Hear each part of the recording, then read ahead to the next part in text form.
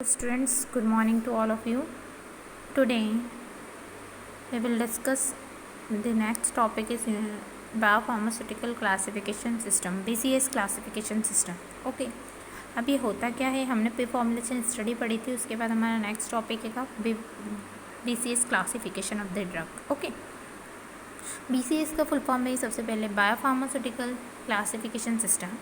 Biopharmaceutical classification system जो था वो सबसे पहले, ये जो BCS सिस्टम था ये सबसे पहले 1995 में साइंटिस्ट थे, एमिडेन एक साइंटिस्ट थे, उन्होंने उनके कलीग्स वगैरह ने मिलकर ये BCS क्लासिफिकेशन दिया था. ठीक है. अब BCS का मतलब क्या होता है? The BCS classification is a scientific framework of classify the drug substance according to aqueous solubility and intestinal permeability and dissolution rate. जो BCS क्लासिफिकेशन है इसमें ड्रग का क्लासिफिकेशन किया गया है as on the basis of the solubility and dissolution and permeability के according इसका drug का क्या करा गया, क्लासिफिकेशन किया है. To save the time, fast screening is required, so drug substance are classified on the basis of solubility and permeability. उस base पे हमने ड्रग का क्लासिफिकेशन कर रखा है. किस किस बेस पे? सॉल्युबिलिटी और परमेबिलिटी के अकॉर्डिंग दो टाइप से क्लासिफिकेशन इसका ड्रग का कर रखा है ना. तो हम वो क्लासिफिकेशन देख लेते हैं क्या क्या होता है. Factors affecting of BCS classification. ये जो फैक्टर्स अफेक्टिंग जो है biopharmaceutical classification has been developed to the scientific approach for the prediction of in vivo pharmacokinetic और oral immediate release. In vivo pharmacokinetic, in vivo मतलब inside the body, और pharmacokinetic मतलब होता है ड्रग का movement. आप फार्माकोलॉजिकल में ये पूरा डिस्कस करेंगे, फार्माकोडायनामिक क्या होता है और फार्माकोकाइनेटिक क्या होता है. तो हम जब इन विवो फार्माकोकाइनेटिक स्टडी करते हैं, इन विवो मतलब इनसाइड द बॉडी, जब हम क्या करते हैं एब्जॉर्प्शन, डिस्ट्रीब्यूशन, मेटाबॉलिज्म, एक्सक्रीशन की स्टडी करते हैं फार्माकोकाइनेटिक. और हम कह सकते हैं ओरल इमीडिएट रिलीज ड्रग, तुरंत हमने ली और ड्रग किस तरीके से एक्शन करेगी, इस बेस पे हम BCS क्लासिफिकेशन देखते हैं. तो इस बेस पे हम क्लासिफिकेशन देखते हैं तो ड्रग को 3 टाइप से क्लासिफिकेशन किया गया है. First one is the solubility parameters पे, सेकंड है परमेबिलिटी और third one is the dissolution rate. Okay, first हम देख लेते हैं सॉल्युबिलिटी क्या होता है. The maximum amount of solute is dissolve in a given solvent standard condition at temperature, pressure and pH. कितना सॉल्यूट कितना अमाउंट में डिजॉल्व हो रहा है पर्टिकुलर टेम्परेचर, प्रेशर और pH के अकॉर्डिंग, वो उसकी सॉल्युबिलिटी कहलाती है ड्रग की. Solubility is the ability of drug solution after the dissolution. जब ड्रग क्या होगी, सॉल्युबलाइज होगी, देन उसके बाद ड्रग का क्या होगा, डिसोल्यूशन होगा. यदि ड्रग सॉल्युबल नहीं हो रही किसी सॉल्वेंट में तो वो ड्रग डिसोल्यूशन रेट नहीं देगी. The higher single dose is completely soluble 250 ml at pH 1 to 6.8 and 37 degree Celsius temperature. यदि हम एक सिंपल डोज की बात करें, एक टैबलेट की बात करें, तो वो 250 ml पानी में या 250 ml सॉल्वेंट के अंदर सॉल्युबल हो जाएगी. पर pH जो है 1 से 6.8 मतलब एसिडिक pH के अकॉर्डिंग, और उसका जो टेम्परेचर है वो कितना देना है हमको, 37 डिग्री सेल्सियस टेम्परेचर देना है. तो वो ड्रग क्या हो जाएगी, सॉल्युबलाइज हो जाएगी. Next is the parameter is the permeability. Permeability of drug is to pass the biological membrane which is lipophilic drug. हमने पहले भी डिस्कस किया है कि जो हमारी बायोलॉजिकल मेम्ब्रेन है बनती है, हमारी जो बॉडी की बायोलॉजिकल मेम्ब्रेन है वो काय की बनी हुई है, लिपिड नेचर की बनी हुई. तो केवल और केवल लिपिड ड्रग जो है वो इजीली क्या कर जाती है, परमेट कर जाती है हमारी बायोलॉजिकल मेम्ब्रेन से. तो ये ध्यान रखिएगा, permeability of drug pass to the biological membrane which is lipophilic. यदि ड्रग लिपोफिलिक है तो वो परमेबल कर जाएगी हमारी मेम्ब्रेन से. Permeability indirectly based on extent of absorption of the substance. यदि ड्रग परमेट हो गई तो ही ड्रग क्या करेगी, हमारी बॉडी में एब्जॉर्ब होगी, अदरवाइज ड्रग एब्जॉर्प्शन नहीं होगी. Drug substance is considered highly permeable which is extend the absorption of human. यदि ड्रग हमारी बॉडी में बहुत ज़्यादा परमेट करती है तो बहुत ज़्यादा ह्यूमन की बॉडी में वो एब्जॉर्प्शन रेट बहुत ज़्यादा करेगी. 90% और more administered drug compare to in vivo reference to. 90% drug जो है यदि परमेट करेगी तो एब्जॉर्प्शन ड्रग करेगी. ठीक है.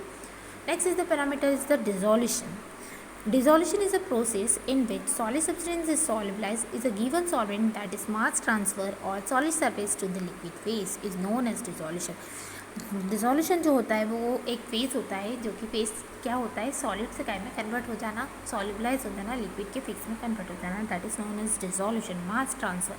एक टेबलेट है वो एक सॉल्वेंट के कांटेक्ट में आई, धीरे धीरे वो घुलती जाएगी तो वो उसका क्या कहलाएगा, डिसोल्यूशन कहलाएगा. इस पर यूएसपी के अकॉर्डिंग हमारे एपरेटस जो होते हैं वो 2 टाइप के होते हैं। First one is a basket and second one is a paddle. As पर आईपी के अकॉर्डिंग हम बात करें तो पेडल फर्स्ट होता है और सेकंड जो होता है टाइप ऑफ सेकंड जो होता है वो बास्केट होता है। तो ये हमारे एक यूएसपी के अकॉर्डिंग हम एपरेटस को कैसे हम हैंडल करेंगे। तो एपरेटस 2 से हम हैंडल करते हैं। एपरेटस 2 जो है वो क्या है, पेडल एपरेटस, ठीक। उसमें हम 50 आरपीएम पे उसको सेट कर देते हैं कि पेडल को बास्केट और पेडल जो भी हम यूज़ कर रहे हैं, यदि हम सेकंड टाइप का यूज़ कर रहे हैं तो सेकंड जो है वो क्या पेडल है। तो पेडल जो है उसको हम 50 आरपीएम पे सेट कर देते हैं, है ना, जो भी है। और फर्स्ट वाला जो एपरेटस की बात करते हैं वो हमारा फर्स्ट आरपीएम जो है 100 पे सेट होता है। कोई सा भी हम ले सकते हैं, एपरेटस 1, आइदर 1 और 2, ठीक। सबसे पहले हम उसमें क्या करेंगे, जो भी हमारा डिसोल्यूशन मीडियम है उसको हमने 900 तक फिल कर दिया है। कोई सा भी हो, चाहे HCl हो या PA हमारा 6.8 फॉस्फेट वेपर हो या XYZ कोई सा भी, उसको हमने 900 ml तक फिल कर दिया। देन उसमें हमने क्या करा, उस मीडिया के अंदर टैबलेट डाल दी, है ना। और वो पर्टिकुलर टाइम में कितना डिसोल्यूशन हो रहा है वो हम डिसोल्यूशन रेट से चेक करते हैं। पिछले हमने प्रीवियस लेक्चर में आप देखिएगा डिसोल्यूशन स्टडी हमने डिस्कस किया है। अब हमारा है next is the BCS classification of drug. Drug का BCS क्लासिफिकेशन 4 टाइप से। फर्स्ट वन है किस किस पैरामीटर पे बेस पे हम देखते हैं, सॉल्युबिलिटी, परमेबिलिटी और डिसोल्यूशन के बेस। क्लास 4 हैंगी, इसमें 1 से लेके 4 है। Class 1, 2, 3 and 4। यदि क्लास 1 की बात करें तो हाई सॉल्युबिलिटी और हाई परमेबिलिटी होती है। यदि क्लास 1 की बात करें हाई सॉल्युबिलिटी और हाई परमेबिलिटी ड्रग होती है, तो उसमें हाई सॉल्युबिलिटी और हाई परमेबिलिटी ड्रग होती है। तो उसमें हमारी ड्रग कौन सी आती है, मेटोप्रोलॉल और प्रोपेनोलॉल ड्रग्स आती है। यदि हम क्लास 2 की बात करें तो low solubility and high permeability drugs आती हैं, उसमें ड्रग्स हमारी नेफिडेपिन एंड नेप्रोक्सेन आती है। क्लास 3 की बात करें तो high solubility and low permeability होती है, उसमें ड्रग्स आती है सैमिटेरिंग एंड मेटोफॉर्मिक ड्रग्स आती है। लास्ट क्लास 4 की बात करें तो जिसकी सॉल्युबिलिटी लो होती है, लो परमेबिलिटी होती है, तो उसमें हमारी ड्रग्स आती है टैक्सोल एंड क्लोरोथायोसोल। ओके, तो on the basis of solubility and permeability की क्लासिफिकेशन के बेस में हमने 4 टाइप से ड्रग को क्लासीफाई किया है कि किसकी high solubility, high permeability, high solubility, low permeability, high permeability, solubility, low solubility, low permeability. तो इस बेस पे हमने ड्रग को क्लासिफिकेशन कर रखा है। तो ये आपको समझ में आया विशेष क्लासिफिकेशन क्या होता है। अब हम क्लास 1 की बात करते हैं। क्लास 1 में जनरली हमारी जो ड्रग होती हैगी वो हाई सॉल्युबिलिटी और हाई क्या होती है, परमेबिलिटी होती है।